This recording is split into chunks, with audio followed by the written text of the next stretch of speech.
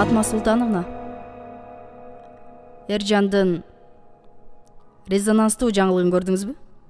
Айбул, соц тармагыңарды, YouTube каналыңарды анча түшүнө албай жатам. Азыркы замандын заманбап техникасынын жетишкендиги ушул да. Бүт дүйнө жүзүн саат сайын, мүнөт сайын сур жыландын суусаганын, ер жыландын кепшигенинен кабардар болуп турасыз. Эржаның дагы эмне деп атат?